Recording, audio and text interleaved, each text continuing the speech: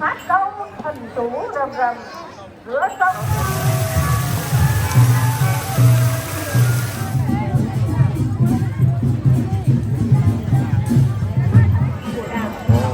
Đấy, rồng múa rồng ấy.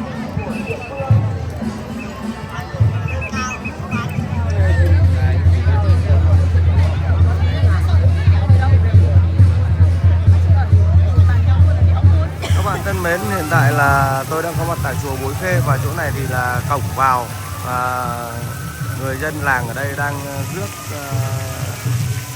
là tổ chức lễ rước vào đây. Rất là nhiều áo, nhiều cụ ông cụ bà Nam Thanh tổ chức lễ rước.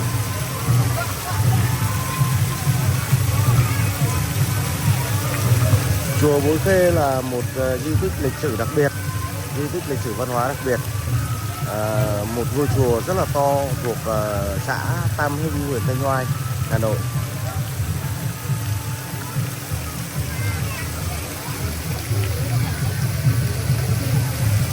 Bây giờ chúng ta di chuyển ra chỗ lễ rước rồng ở ngoài này, xem mấy con rồng ngoài này như thế nào.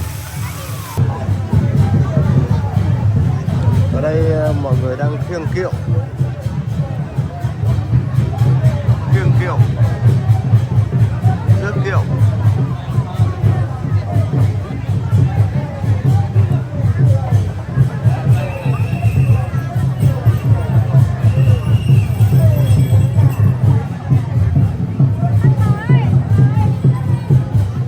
Làm được cái kiệu rất là đẹp.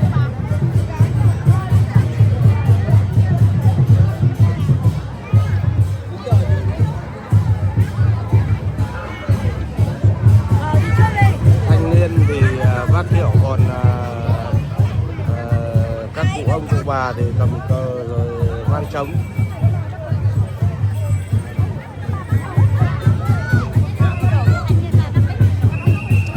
Đây rồng bên này.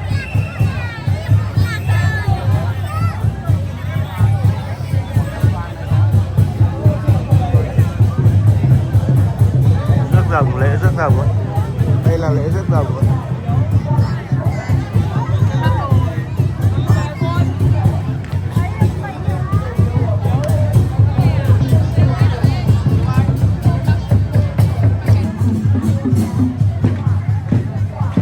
Bên này thì rước kiệu, đã khênh kiệu rồi.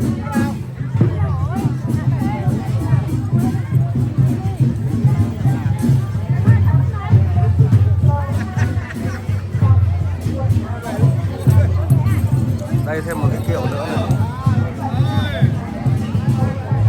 Người dân rất là hoan hỉ, vui. Phải nói rằng là đến ngày nay duy trì được những cái lễ hội như thế này rất là tuyệt vời. Không phải vùng quê nào cũng có thể tổ chức được như thế này.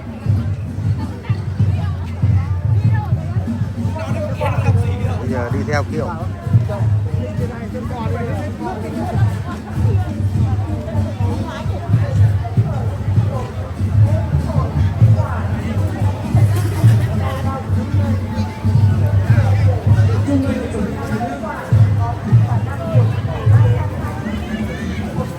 Không biết là những cái này là cái gì.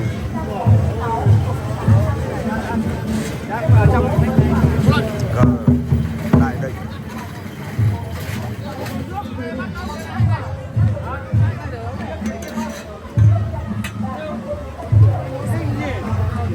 Bây giờ mình sẽ đi ra ngoài này xem thử họ rước đi đâu.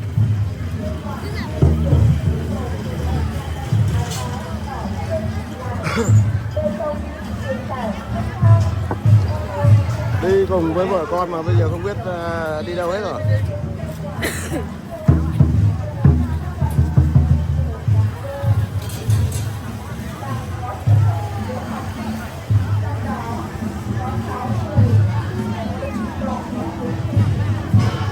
Ngoài này có cả rồng này.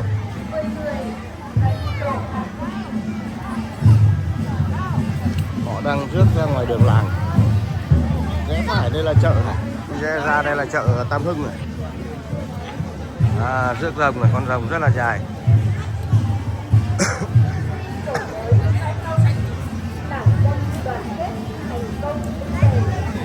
Các bạn thanh niên cầm rồng.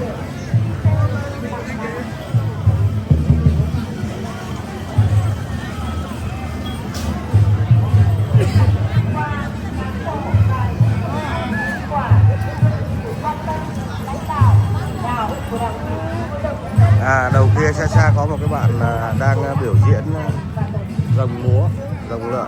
Tôi đã thu được nhiều kết quả tốt đẹp, đời sống nhân dân ngày càng được nâng cao, thu nhập bình quân đầu người đạt từ 61 triệu đến 85 triệu đồng trên người Việt Nam. Có 205 hộ gia đình đạt gia đình văn hóa, an ninh trật tự được đảm bảo, vệ sinh môi trường được duy trì thường xuyên.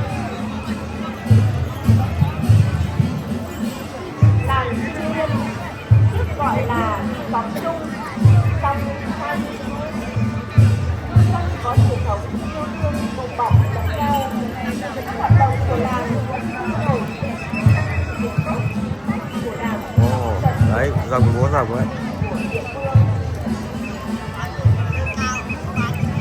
Cái này ở làng họ phải tập luyện rất là nhiều.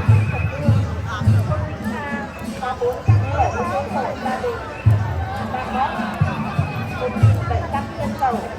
Đi bộ có 68 trạm viên, 18 đồng chí làm 37 Những làng mà duy trì được cái nét văn hóa này thực sự là rất là tuyệt vời, để lại cho con cháu sau mai sau. và có người bà mẹ Việt Nam anh hùng, người dân Vinh Tha có truyền thống đoàn kết, trọng tình nghĩa, lao động cần cù, hiếu học, có nhiều tài nghề. Tôi đã được 4 lần được xuất nhập vào làng văn hóa vào năm 2020. Mấy con rồng ở đây, có mấy con. Ủa, nhiều rồng lắm. Bên này này.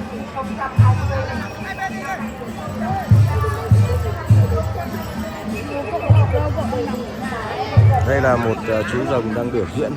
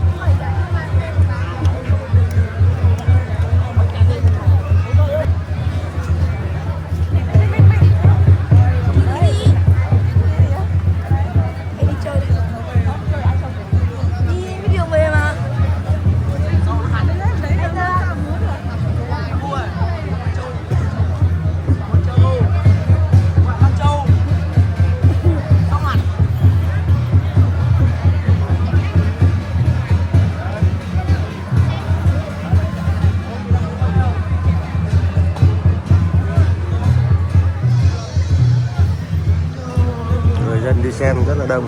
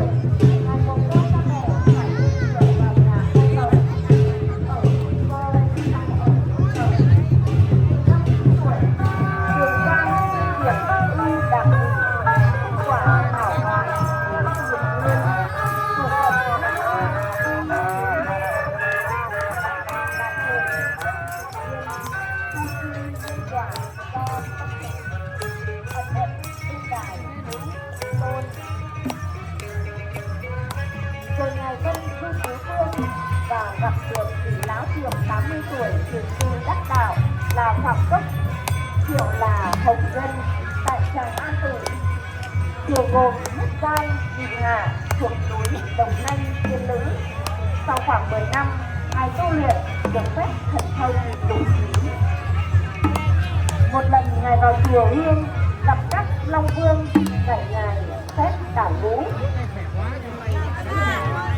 Ngày nay, chùa Bối Khê còn lưu giữ khi đảo vũ để thần gió cầu mưa trong những kỳ đại hạn. Năm Hưng Long 15, Đinh Mùi năm 1307, trời làm đại hạn.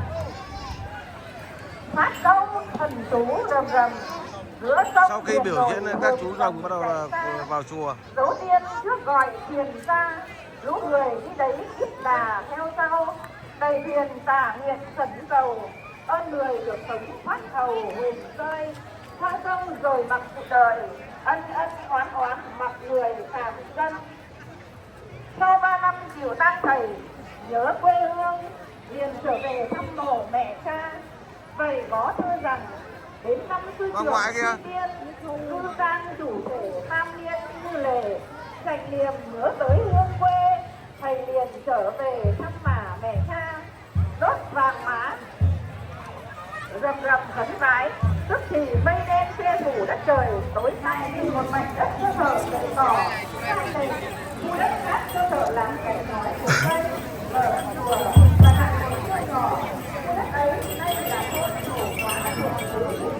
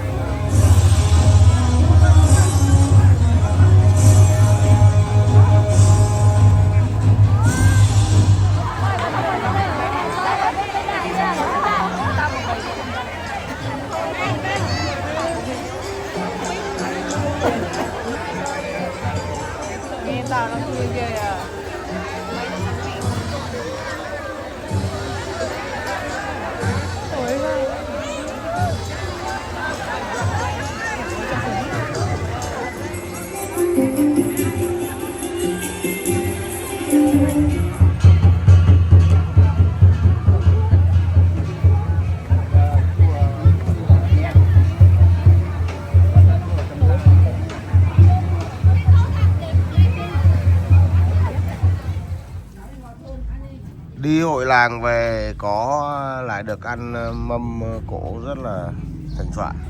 Mỗi tội không có rau. Lạp xưởng, bò nước mắm, sườn rán, cái này là cái gì nhỉ? Gà chạy bộ, mỗi được bát canh. Có thêm món này nữa, món hành. Và mỗi mâm một can này này. Đó. Bên này một mâm tiếp này. Đấy. Bên này một mâm nữa này. Đấy. Lễ hội bắt vịt.